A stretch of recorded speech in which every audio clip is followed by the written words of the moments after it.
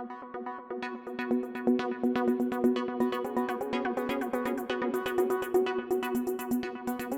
it is 12 o'clock, so with no further ado, I shall commence our journey. So hopefully you can all see my screen. Welcome, basically. Welcome to Alexander Lloyd's Employment Law Update webinar for June 2021. This is our third in a series of webinars planned for this year, and our second in partnership with Andrew Knorpel from Synchrony Law. Hello, Andrew. Hello, hello. Great to have you on board. Thanks again for chairing today, really. I mean, today we plan to cover a bit of a general update on employment law. Andrew will talk about the most, in his view, the most important cases for HR practitioners so far in 2021. And we're also going to provide a bit of a short update on any legal changes as we start to exit lockdown, hopefully in July.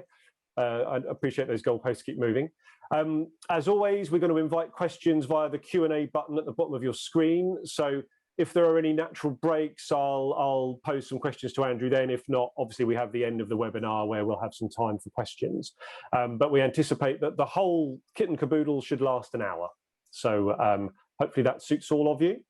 The quick plug for us, hopefully you all know me by now. I'm Simon Geere from Alexander Lloyd.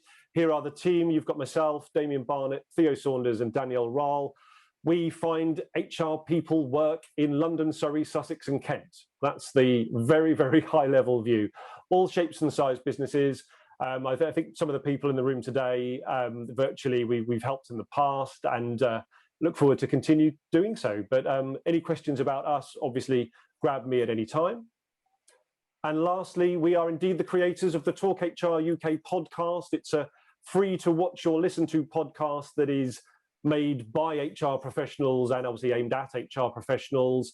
Again, possibly some of the guests in the room today have been guests on the podcast where we talk through a really, really wide range of HR topics. Ones that we've got in the pipeline still to come. We've got some more around employee experience, definitely some about corporate social responsibility and sustainability as an employer, also vision and value statements. So there's quite a few we've got in the pipeline still to come out over the next month, all available to listen to on Apple or Spotify or Google Podcasts, or to watch on our YouTube channel. But that is the end of me and my bit. And I guess I'd like to pass over to Andrew and hope you all enjoy today's session. Thank you. Thank you very much, Simon. Thank you. Well, it's great to be back with another webinar in conjunction with Alexander Lloyd. Now, wouldn't it have been great if those COVID restrictions had been relaxed on the 21st of June? But as we know, because of that substantial increase in cases of the Delta variant, unfortunately, the further relaxation isn't going to take place now until the 19th of July at the earliest. That said, tribunal cases and court cases have kept on coming throughout the whole of the period of lockdown and continue to do so. And for the most part today, what I'm going to be concentrating on is that case law. I'm going to be looking at what I consider to be some of the most important cases for HR practitioners so far this year. There are some very important cases, in fact, that I'm not going to be covering. That includes ones relating to employment status, but that's only because they were dealt with in another recent Alexander Lloyd webinar. I'm also not going to be dealing with payment of the national minimum wage during sleep-ins because, although again very important, it only relates to a minority of employers. Other cases I'm deliberately not covering today relate to those dealing with rather technical issues, albeit important, such as maternity payments, equal value, equal pay claims, and industrial action. And many of you may know that only last week there was a very important judgment that a gender-critical belief can still be a protected philosophical belief, where many people actually do have that belief. But I'm not covering those today. What I am going to be looking at is cases that really affect you on a day-to-day basis. So things like disciplinary investigations, equal opportunities training, the effect of TUPE on splitting contracts, and also COVID-related dismissal. So on with the show. I'm going to hopefully now share my screen. And hopefully now you all have access to my slides. So what we're looking at here is a case law update, and I'm going to go straight in and start off with interrelated investigations and employee surveillance.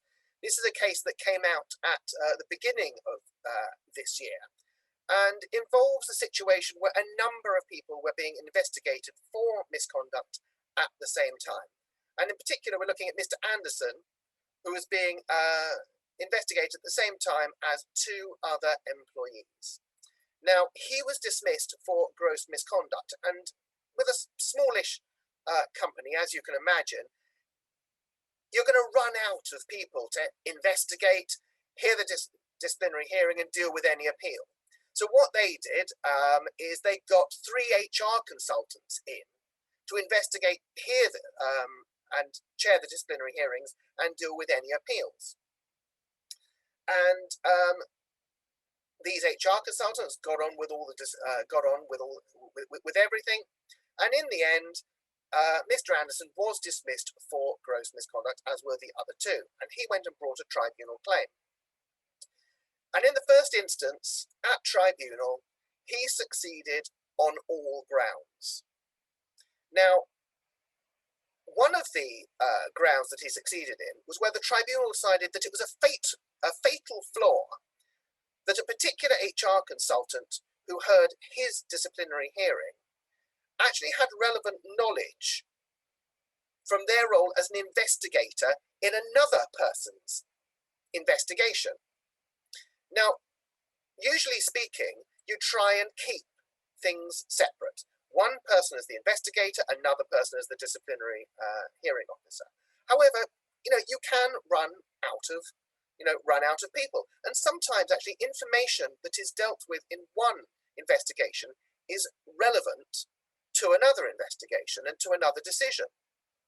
And, should it be, wrong to be able to, use that evidence that you've come up with in that other investigation? Well, the tribunal here said, absolutely, it's completely wrong. That individual should never have heard the disciplinary hearing because they were involved as an investigator in the other matter. And also they should have never have used any information that had cropped up in a different investigation. They also said that it was unfair, so that was a procedural unfairness. They also said that it was substantively unfair because one of the things that they dismissed him for was because he had set up covert surveillance in his own office to check whether anyone was entering into his room to access his computer. Now you can see he was obviously concerned that someone might do that. But it was decided that because he had done that and other people could have been caught on camera without their knowledge, in those circumstances, that was gross misconduct. Anyway, the company appealed in this case, and they did allow the appeal in part. What they did was the EAT, they looked at the ACAS code and they said, yep, absolutely, it says where practicable, different people should conduct the investigation and the disciplinary hearing. However, focus on that word practicable. It's not practical, it's not reasonable to have different teams of HR consultants dealing with the separate allegations. That would have been, 9 separate individuals dealing with 3 sets of misconduct. And whereas the HR consultant community would be very happy with that, would it be fair on the company to have to pay out to all these independent individuals for them to take part?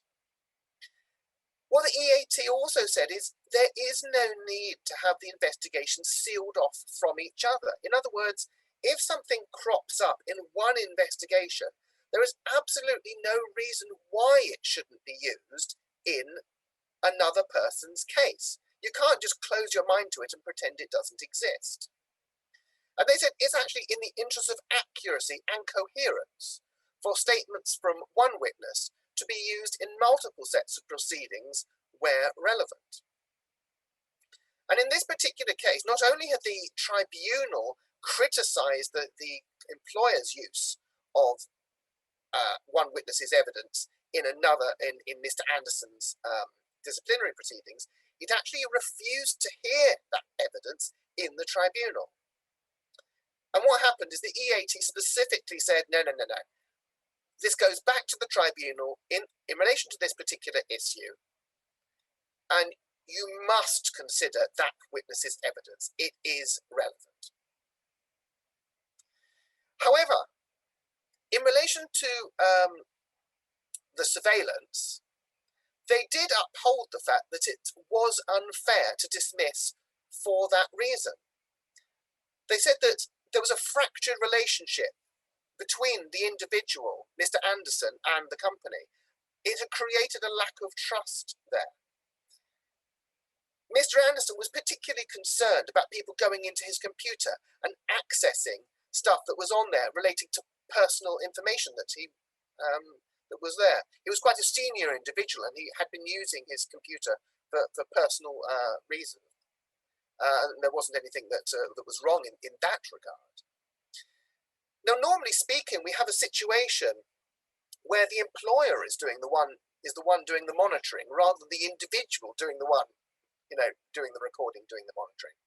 But the EAT said you follow exactly the same rules here as to whether it would be fair for a company to monitor.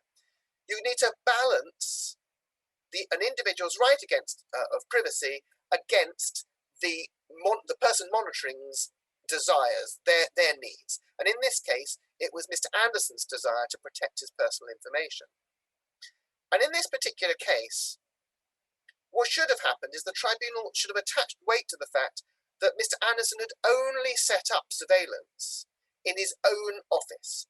It was only focused on his computer, and in fact, there wasn't, no one actually was captured by that surveillance. It didn't actually show anyone. So Mr. Anderson was obviously happy then, no one was accessing his computer, but he wasn't particularly happy to be dismissed for having set up that monitoring.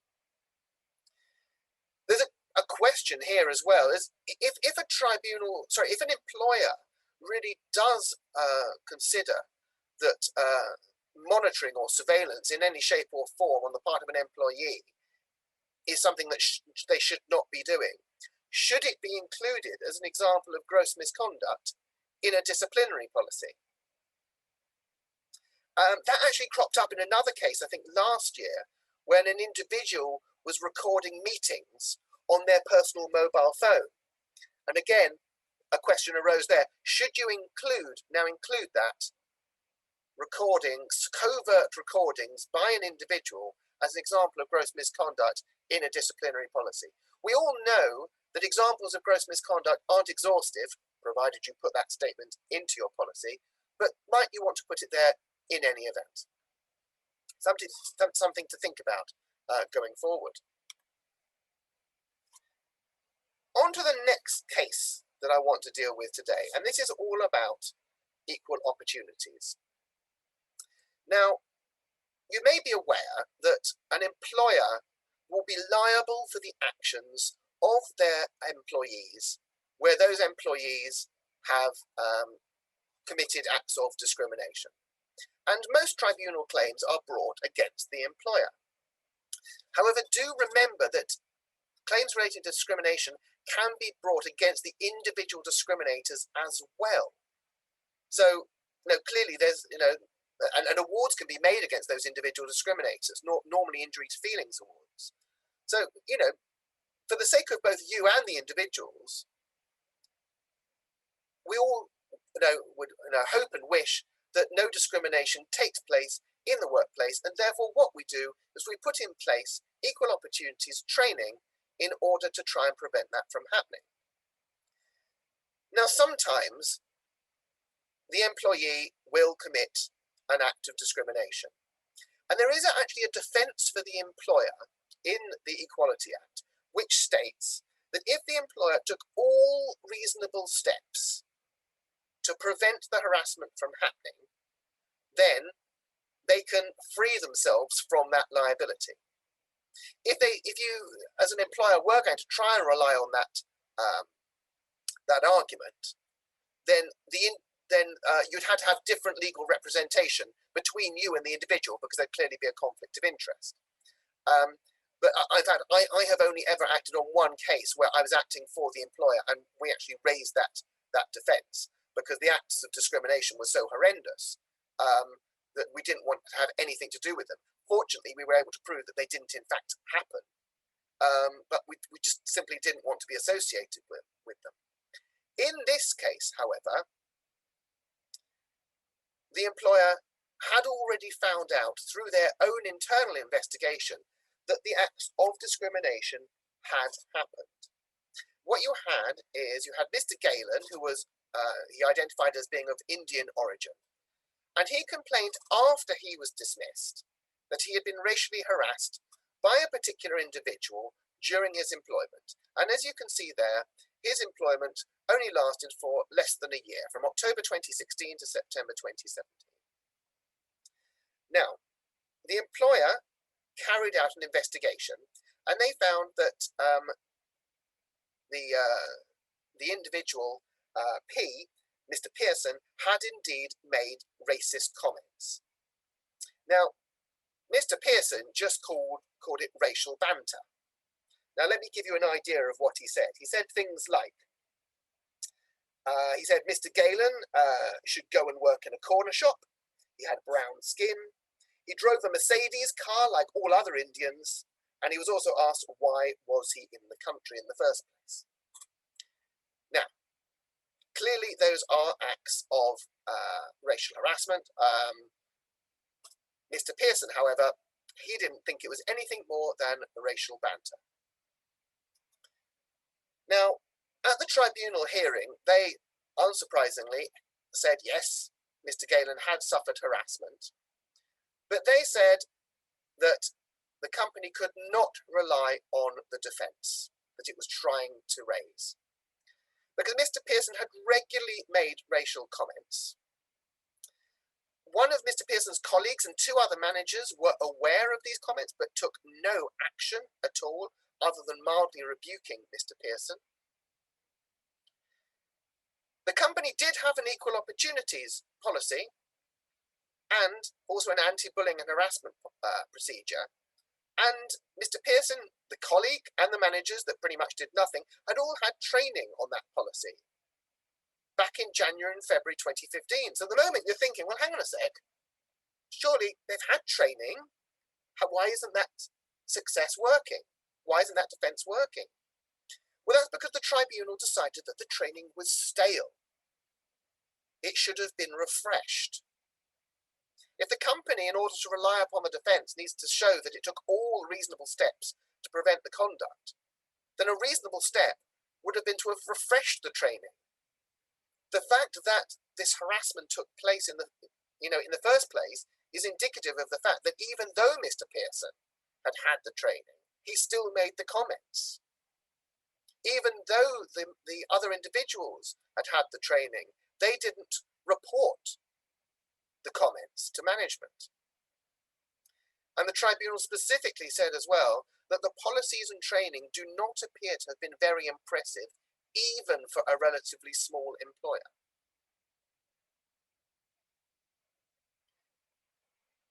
So they didn't allow, the ET didn't allow the tribunal to rely, the tribunal didn't allow the employer to rely upon the defence. And they said, no, you are liable for Mr. Pearson's discrimination. The company wasn't happy about this, and it appealed. And the Employment Appeal Tribunal said, when considering whether any steps were reasonable, you need to consider the likelihood of those steps being effective in preventing discrimination. You also need to consider the cost and the practicality.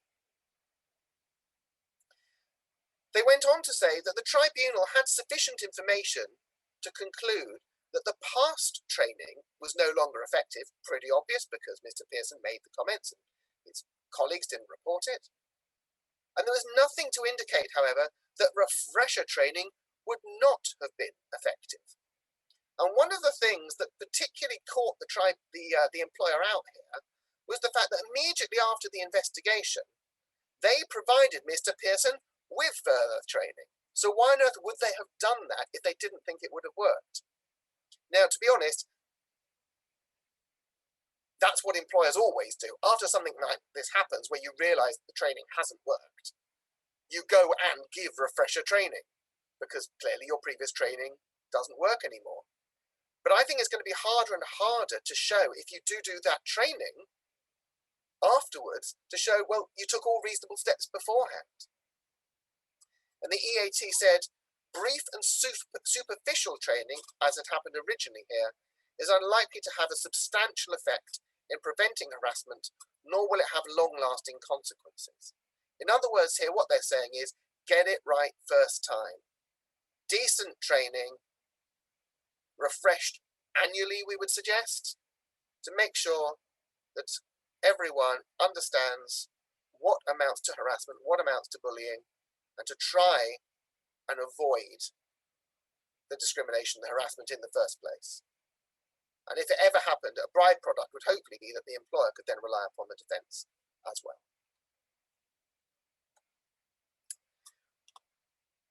What I'm going to look now at is a contract, it's a case relating to TUPE. And although the case that I'm going to look at did happen within the last 6 months, I need to take you back to one of the first cases that happened in lockdown last year, which set out the basis for why the decision happened earlier this year. It was a case in the European Court of Justice.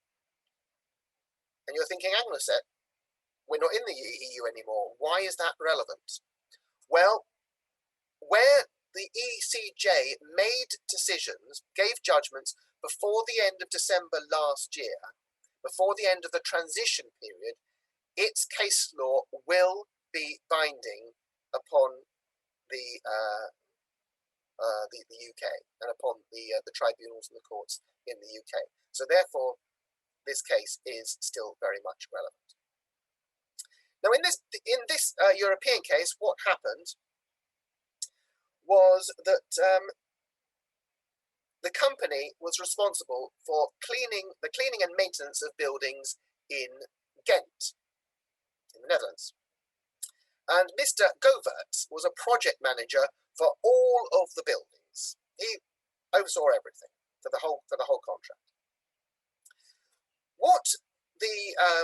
What ISS decided to do here, though, was to have a tender process in which it divided up all the buildings into 3 separate lots. And it awarded 2 lots to one organisation, A, and 1 lot to another organisation, C. And Ms. Govertz was told, you are going to transfer to company A. And the reason for this is, well, they had 2 lots compared to 1 lot, so clearly she carried out more of her work for the part of the contract that was transferring over to company A. However, A wasn't happy with this. Company A wasn't happy with this and said no, and didn't allow her to be employed by them. So Ms. Govertz brought claims against both her outgoing employer, ISS, and also company A. Now, ISS said, look, 85% of the work that you did is transferring to company A, and only 15% to company C. Therefore, that's why we believe that you should transfer to company A. Now, the higher labour court in that country agreed that under their version of TUPE, implementing the Acquired Rights Directive, that the contract did transfer. However, they didn't know what to do in this particular circumstance, where part of a contract was transferring to one employer and part of a contract was transferring to another employer. How can you transfer to 2 separate employers? Can that work? Can that be the case? And so they made a reference to the European Court of Justice, which said that someone in Ms. Govert's position should transfer to each transferee pro rata, equivalent to the extent that they were working before the transfer took place. And that's on the basis that the Acquired Rights Directive, on which in our country TUPE is based, is intended to safeguard the rights of employees. And therefore, if they can work for two separate employers, hey, why not? But also, wouldn't it be really unfair, in the case of multiple transferees, for one transferee to take on the employee full-time, where they weren't spending all of their time pre-transfer on the part of the work that transferred to them? That just wouldn't be fair. Therefore, they said, yep, your employment can transfer to two employers on a transfer. But how do you do that? How on earth do you transfer to two separate employers? How do you work out? Is it percentage of time, value? Well, the ECJ bypassed that question and said, oh no, that's up to the national court. This is our judgment. We're setting you a problem. It's down to the national court to decide how to implement it. They even said that where you work only a small number of hours, the pro rata principle should still apply. So what, if you work only 5%, 2% of your time, it still applies? They did, however, say that in some situations where the division of the contract is simply impossible, where it would result in the deterioration of working conditions for that employee, then the contract may be terminated. However, liability still ends up with the transferee, even if the employee is saying, well, hang on a sec, I don't want to be working with you on these terms. Now, the ECJ here is creating a huge problem. It's basically saying, yes, where the work which you're doing pre-transfer goes to more than one organisation, you transfer to both of them. And it's left to the individual court in the individual countries to work out how on earth to deal with that. Now, interestingly, this goes completely and utterly against previous case law in the UK, the Kimberley case, that had said, in fact, they had said what happened originally in the Netherlands, that you should just go, what the employer in the Netherlands had thought, is that the organisation which takes on the majority of the work, that's the one who gets the whole of the employee, and you can't start splitting up their employment contract. The trouble is, the UK must now follow that ECJ judgment as it was decided before the end of the Brexit transition period. And that's exactly what happened in February of this year. And what happened was, rather than a cleaning contract, we had a contract which was in relation to the replacement of kitchens for Lanarkshire Council. And you had a group of 23 employees of Amy who worked on this contract, including two individuals, Mr. Daly and Mr. Lennon.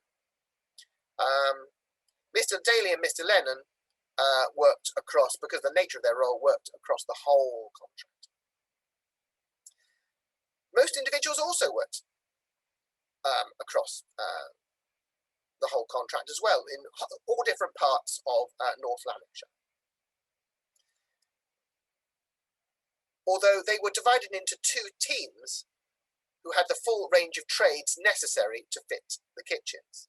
Now, those teams did work independently, but in the nature of teams, they also provided cover for each other, the sickness, holidays, etc.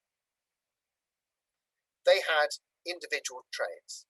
However, they were not allocated to any particular geographical area within the council. This then got very confusing when North Lanarkshire Council re-tendered the kitchen contract but wanted to split the contract by geographical area, north and south. And it made a specific decision not to award both contracts to the same contractor. So McTeer got one and Mighty got another contract. And they said to Amy, right, this is what we're doing. This is, we've re-awarded the contract. You're not getting it. McTeer and Mighty are getting it. And this is, they're doing it per geographical area. So to start with, North Lanarkshire thought, well, hang on a sec. We don't think TUPE applies here because, hey, you've split the contract. How on earth are we going to be able to, say certain employees go in, to certain organisations? But they then retracted that. So although they'd given notice of redundancy to the staff, they then said, no, we think TUPE now does actually apply. But they're then faced with the problem. Okay, so it applies, but where are these individuals supposed to go? Do they go to McTeer or do they go to Mighty? Because they didn't work in particular geographical territories. So they looked at where the two teams had worked during the preceding 12 months. And they compared those results with the geographical areas allocated to the new contracts. And they came up with a spreadsheet. They looked at all the locations, they looked at all the time spent, and they said, okay, Team A spent most of their time here, and McTeer, you're taking on that, so Team A goes to McTeer, and Team B, you spent most of your time working in the other geographical area, so Mighty, you're getting there. Now, the trouble is with the two individuals, D&L, in this particular case, because they worked across both areas and were responsible for the whole contract, they said, well, it's not fair if we give both of you to any one particular contractor. We're going to allocate one of you to one and one of you to the other. Just like that. No particular thought to it, just one gets one gets the other.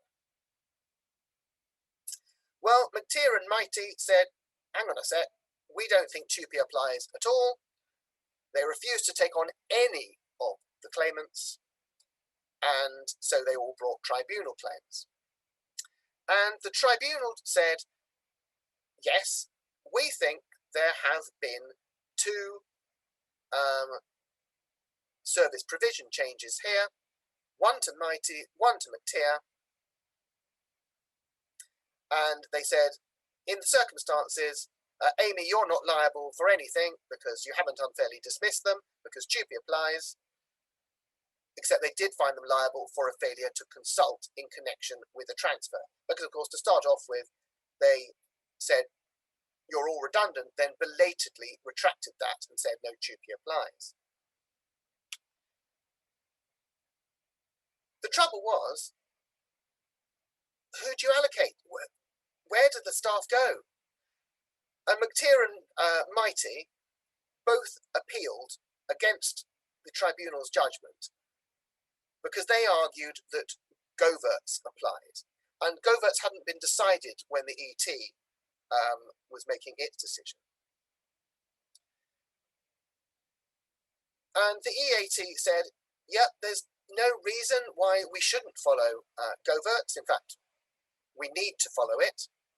And we know that service provision changes are a particular, something special under TUPE that doesn't actually exist in the Acquired Rights Directive. But it would be very odd if Goverts applied to the sale of a business under TUPE, but didn't apply to a service provision change. I should have said the transfer of an economic entity under TUPE rather than a service provision change. So they said, yes, we do need to follow Goverts here, and we see no reason why those claimants can't actually transfer to both of McTeer and Mighty at the same time. They could be employed part-time by one and part-time by the other. What's the problem? It makes sense to do it on geographic lines. Yeah, we completely understand that. You know, the work done in one area would be for one, and the work done in another area would be for the other. Yeah, that works. And so the EAT sent the case back to the tribunal to consider the application of goverts to each claimant individually. Because, of course, what the tribunal had done, and they had followed what the AMI had done, was they had looked at the team approach, that team to one and that team to another. That's not the right way of doing it. You've got to look at every individual. Where did they carry out the majority of the work? And in this case, geographically. You can't say, oh, they were in this particular team and the team as a whole carried out their work. The majority in this particular area. I think as a result of this case, what you're going to have is you're going to have transferees who are going to try and use this case to minimize their post-transfer obligations, because they're going to say, well, I know that we've taken on 80, let's say 65% of the contract. However, we shouldn't get the whole of the employee just because they did 65% of their work in that area or carried out 65% of those duties. We should only get 65% of that employee, and the remaining 35% should transfer to the other employer. They said that TUPE might not apply if the work is not fundamentally the same. So there is still a potential that TUPE doesn't apply if you can say, well, look, it's actually being dealt with completely differently after the transfer. But that's going to be a hard one to do, where the ECJ has already said you can split it up between two different employers. And as you can see, as a result of what the EAT has said, it's really important going forward to make an assessment in relation to each individual employee rather than making a team-based assessment as Amy did here. So you're literally going to have to look at what every individual did pre-transfer. Now, I don't know about you, but I have a real problem with this case. There's not much I can do about it. This is the case law. But let's say an individual does go 60% to one and 60% to 30 and 40% to another because of geographical regions. What do? Do you say, okay, it's Monday to Wednesday with one employer and Thursday and Friday with the other employer? What happens if they need to be working the whole week for both employers? Well, do they then just kind of split their hours? Just do an hour here for this employer, an hour there for that employer? And what happens if they're in a role which involves the bidding on contracts? They're going to, bid on contracts for both employers? They have the confidential information relating to both employers? How on earth does that work? Oh, well, I don't have to answer that one today, but I'm sure that we'll find out in cases to come how that is going to be interpreted. The trouble is, before we get those cases, there'll obviously be employers having to work out what to do and how to try and implement this decision. I'm going to move on now to some health and safety matters. I'm going to look at this case here, Sinclair versus Trackwork. And in this particular case, what happened was Mr. Sinclair was brought in and he was required to implement a new health and safety procedure. So he did exactly what was required of him, and he'd gone on with it, and he was a health and safety specialist. He knew what he needed to be doing. The trouble is, his colleagues weren't happy with the changes that he was proposing and raised concerns about them. It didn't help that Trackwork hadn't explained to Mr. Sinclair's colleagues exactly what he would be doing and that he had full authority to get on with it. Now, he caused real upset with his colleagues because, you know what it's like. When change comes about, or the thought of change, in whatever way it might be, procedures, processes, IT systems, people don't like change. They didn't see what the problem was with the current way that they were working. And they thought that, well, he's a health and safety body, he's being very, very overcautious and somewhat zealous in what he's doing. And as a result of that, they complained. and Trackwork dismissed Mr. Sinclair for having caused that upset and friction. Now, he'd only been there for 2 months, so he didn't have ordinary unfair dismissal rights, which of course you need 1 year and 51 weeks service for. But what he could do is he could allege that he had been automatically unfairly dismissed, where the principal reason for his dismissal was that he had carried out designated health and safety activities.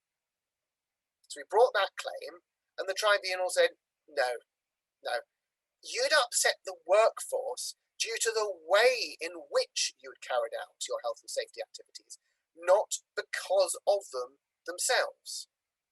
That being the case, that was the reason for your dismissal, and you haven't been automatically unfairly dismissed. We can distinguish between the way in which you carried out your duties and the fact of carrying out your duties.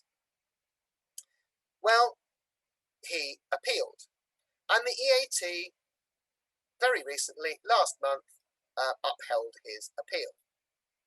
And they said, no, the legislation that we have is there to protect those who carry out health and safety activities. Health and safety activities are such an important part of the workplace. We've got to give broad protection to those that are responsible for it. And Mr. Sinclair carried out his duties diligently within the terms of what he was asked to do. He was basically, unfortunately, in a situation where his colleagues were upset because they hadn't been properly briefed and because they didn't like change. Now, change is often considered, as I said, unwelcome and can give rise to resistance. The EAT recognised this. And they said that the protection for people who carry out designated activities would be wholly undermined if the employer could try and disassociate that upset from the actual carrying out of their activities. And the EAT said, no, it's one and the same thing.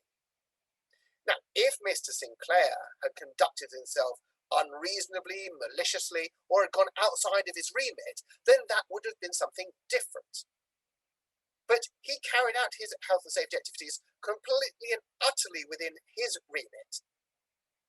And the fact that it caused upset in those circumstances is just one of those things that the employer should have dealt with. In fact, it could have avoided that by speaking with his staff and consulting with the staff in advance. And in these circumstances, Mr. Sinclair had indeed been automatically unfairly dismissed. So in these circumstances, what's clear is that employers need to have in place proper measures to protect those who carry out health and safety activities. And where you are potentially going to be making proposals for change, consult with staff who are going to be affected in advance. Involve them in the risk assessments. And make sure that you communicate, the changes or the proposals effectively. I'm not saying anything new here. This applies to everything, including, changes that are being put in place because of COVID, security in the workplace. Hopefully, by doing all of this, upset can be minimised. And if you ever did need to terminate someone who had been tasked with designated health and safety activities, the fact that you had consulted with staff and done everything that you should have done, hopefully should therefore minimise the risk, should mitigate that risk of when you sack that individual. Let's say you sack them for gross misconduct, but they allege that it was all connected with their health and safety activities. You can try and say, no, we can, in this situation, dissociate it. The way in which he behaved was completely outside his remit. And the reactions of people, those reactions should never have happened in the circumstances because they were aware, wholly aware of what his remit was, and he went outside. When I'm talking about health and safety, I just want to mention a change in the law that happened on the 31st of May, 2021. And what happened here is there was an extension of protection for health and safety related activities to workers. Because up until that point, certain health and safety protection only applied to employees. Now, there are certain rights that employees had, now extended to workers, where an employee, now a worker, is subjected to a detriment because of their absence or proposed absence from work due to a reasonable belief that their attendance at work would put them in serious and imminent danger, and also in circumstances where they were taking or proposing to take appropriate steps to protect themselves or others in the reasonable belief that there is a serious and imminent danger. Now, it was found that our law breached European law in this regard because it only protected employees, didn't protect workers. That hole has now been filled, and as of the 31st of May this year, workers now do have the same protection as employees. Now, employees can also claim that they've been automatically unfairly dismissed, as we've just had a case in relation to health and safety activities. Workers, of course, aren't employees. They can't complain about unfair dismissal. However, if their engagement is terminated, they can allege that the termination of that engagement amounts to a detriment. So essentially, although they can't claim unfair dismissal, they do in fact have a similar protection in relation to the termination of their contracts. Coming on to my final case for today. This is actually only a tribunal case in the employment tribunal, so it's not binding on other tribunals, but I think it's quite an important example of health of individuals who complain about health and safety in the workplace, and how they aren't always going to be successful in claiming automatic unfair dismissal. In this particular case, we had A, who was employed as a sales and project marketing coordinator, and you can see employed on the 8th of May 2018. Very important date, bear that in mind as we come to the date that he was sacked. Now, his employer described him in the tribunal as a very challenging employee who made a series of ongoing complaints over many months concerning the general working environment. But at the same time, when he wasn't complaining, was a very good employee in relation to his performance. Now, like with many businesses, when we first went into lockdown in March, April 2020, this employer was particularly affected. However, for them, because they were in the business of distributing personal protective equipment, they suddenly became extremely busy. They needed all hands on deck, and they sent, because they needed staff in the workplace, they were obviously very, very keen to make sure that the place was COVID secure. They sent many emails to staff relating to health and safety, and they followed government guidance to the T. But they appreciated that some individuals wouldn't want to work. Even though they needed them, they appreciated that some wouldn't want to come into the workplace, whether that be because of the commute or personal reasons. And so they said, if you don't want to come into work, you can take holiday or unpaid leave. So paid holiday or unpaid leave. It's up to you. We need you, but we're not going to force you to come in.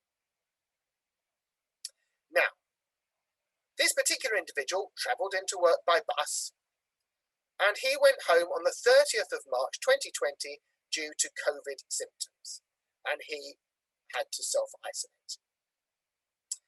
He submitted 3 isolation notes, which expired on the 18th of April, but thereafter he went to his doctor because he still had a cough. I thought that was one of the COVID symptoms, but here we go. Perhaps it wasn't a continuous new cough. So he had a cough, and that he had a fit note there which lasted until the 24th of April. In the meantime, in those few weeks, he asked 4 times between the 15th and the 21st of April to either work from home or be furloughed. Now, his employer looked very carefully at the furlough rules and said, sorry, you can't be furloughed because your work still very much exists. And if you're fit enough to work, so obviously that would be the case after his fit note expires, if you're fit enough to work, then we need you in the workplace to do your job. And therefore we can't furlough you. And because we need you in the workplace to do your job, you can't work from home either.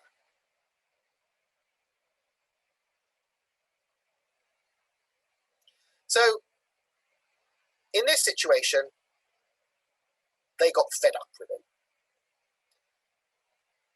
He just went on and on and on, so they sacked him 20 minutes after they got his final request. And they did it with immediate effect, plus a pile-on, due to his general ongoing failure on your part over a period of many months to support and comply fully with our company policies and guidelines. I have a feeling that they were going to dismiss him even before they received his final email, because the letter wasn't something that had literally just been drafted, instantly on the back of that last email. So they clearly were planning to do it. They were fed up with him. Now, he alleged that he'd been automatically unfairly dismissed for having taken steps to protect himself from danger, which is one of those reasons that I just told you has just been extended from employees to workers. But he was an employee anyway. So the tribunal said, yeah, the government had specifically said that COVID had posed a serious and imminent threat to public health. So yes, we understand how, there are potentially circumstances of danger here. And yes, we understand that, Mr. A reasonably believed this to be the case, both in respect of commuting on public transport, which he had to do, and in relation to attending the office. However, in order to have the protection of this, he had to take appropriate steps to protect himself from danger. That wasn't the case here. He hadn't done that. He simply wanted either to work from home or to be on furlough. In other words, to be paid to stay at home. Surely just removing yourself from the workplace is enough. And so they said, your claim fails. The tribunal said it was completely reasonable for the employer to decide that this individual his job couldn't be done from home. It was also completely reasonable to decide that he didn't qualify to be furloughed. It was also completely reasonable for them to say, look, for those individuals who, even though we need you at work, you don't want to come into work, you can take holiday or unpaid leave. That's reasonable. What it isn't reasonable for is for the individual to decide off their own back that they're not coming into work and expect to be paid for it. The tribunal went on to find, and this quote speaks volumes, that the reason for this employee's termination was to prevent him achieving 2 years qualifying service. So if we look back, he was dismissed on the 21st of April, having started on the 8th of May 2 years earlier. So in other words, 2 weeks short, or 3 weeks short of his 2 years qualifying service. And he was dismissed because he was a difficult and challenging employee who had written impertinent emails demanding to be furloughed or to be allowed to work from home. So what this shows you is there are some circumstances where even though an individual does complain about health and safety, where the employer has done everything they can to ensure that the workplace is COVID secure, and where the individual is asking things that are unreasonable, the individual won't be able to successfully claim that they've been automatically unfairly dismissed for health and safety reasons. The final thing that I want to mention is just right to work checks. The first thing is just to let you know that following the extension of the decision not to relax the COVID restrictions, the end date for relaxed checks has been extended from the 20th of June, the day before the relaxation was due to be lifted, to the 31st of August. Interestingly, not the 17th of, sorry, the 19th of July, but the 31st of August. This permits, as you may know, digital checks over video with follow-up photo or scanned copies while social distancing restrictions are in place, and there is no retrospective requirement to check original documents. So that's great. That will continue now until the end of August. I've got a few things on my slide here relating to EU and EEA nationals. This is just in relation, obviously, to Brexit, where rights in relation to those nationals, there was a 6-month grace period that expires on the 30th of June, where you're recruiting individuals from the 1st of July. From that time onwards, the right to work must be verified in a different way. Copies of these slides will be available after the event. That being the case, that's me over. So on to questions. Simon. Hello, hello. Thank you, Andrew. That was fantastic, and lots to digest for everyone, I'm sure. Now, I have to admit, these are a quiet bunch. There's been questions around, can we have the slides, which you have already answered. But beyond that, if anyone's got any questions, now is a great time to type them into the Q&A pane at the bottom of the screen.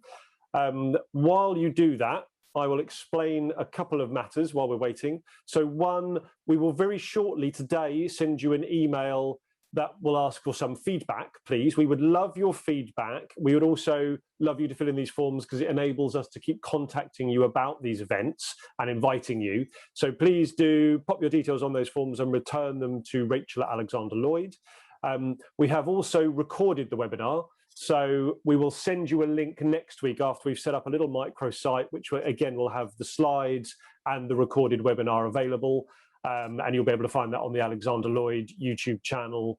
I think Andrew puts it on the Synchrony Law site with a link to that place too. So we are gettable. Right, I do have a question. Yes, I can. To answer that question, can we send the slides? Yes, we can. But beyond that, here we go. Right, the final case, Andrew. Does that mean that the individual was unfairly dismissed, or did the employer do the right thing? No, in that final case, his claim was dismissed. He was not unfairly dismissed because basically he hadn't done everything that was necessary in order to prove his case. He would have needed to have shown that what the company was doing was basically not reasonable. But he wanted to remove himself from the workplace because he didn't want to get COVID.